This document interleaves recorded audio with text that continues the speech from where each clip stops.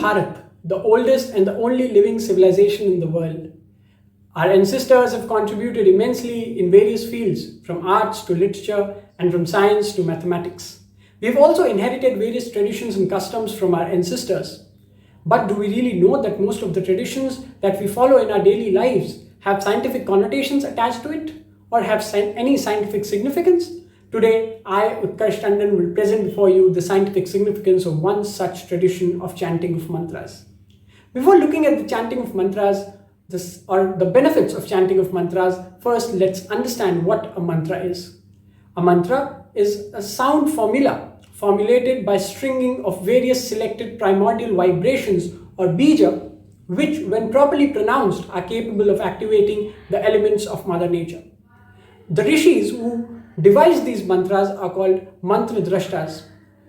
To name a few, Rishi Vishwamitra is the mantra drashta of Gayatri mantra, whereas sage Vashisht is the mantra drashta of Maha Mrityunjay mantra. A particular mantra is dedicated to a particular deity. Mantra is formed by joining two words, man plus tra. Man means mind, whereas tra means freeing. So it's cleansing your mind of evil and redundant thoughts. Mantra are of various types depending on amount of syllable it contains. For example, Om is a monosyllable mantra and is known as Ekakshara mantra, whereas Om Namah Shivaya has 5 syllables and is known as Panchakshara mantra. Om Namo Bhagavate Vasudevaya Namah has 12 syllables and is known as Dwadakshara mantra. One mantra may be fruitful for someone, whereas the same mantra may not be as efficacious for another. Translation of mantras in any other language is also not advisable. As you know, most of the mantras, or rather all of the mantras, are in Sanskrit. This is because the translation is not advisable due to the reason that sound vibrations are lost due to different sound wavelengths. To give you a short example, anyone who chants a mantra in Jammu Kashmir or Kanyakumari or Gujarat or Assam or in any other corner of the world will have the same accent, whereas anyone speaking English in America, Australia, Britain, or let's say in India will have different accents. So this is the reason translation of mantras and chanting of those translations are not advisable, because the basic benefit, that is of the sound vibrations, are lost.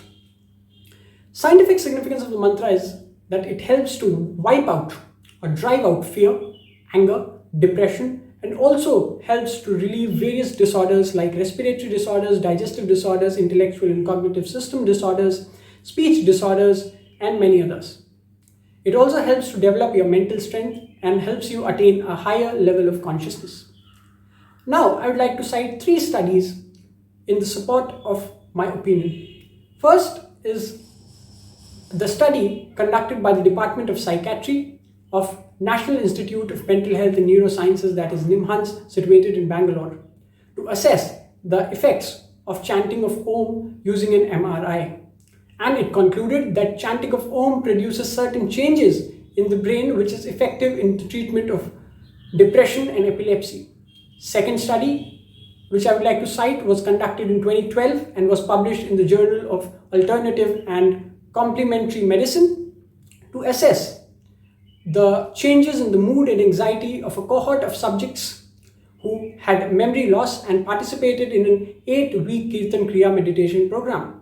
And this study also concluded that the participants had positive changes in the mood and anxiety and various other neurophysical parameters who participated in the 8-week Kriya Kirtan meditation program.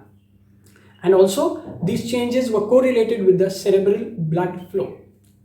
Last study which I would like to cite was conducted in 2017, known as the Scientific Effects of Mantra-Based Meditation and its Beneficial Effects, an overview. And it was published in the International Journal of Advanced Scientific Techniques in Engineering and Management Sciences. It concluded that a mantra-based practitioner builds a desire-free body and develops a calm, coherent and composed mind, and it also helps in attaining self-realization, bliss and enlightenment. Thus, I would like to say that our traditional customs and practices have a grandeur of living.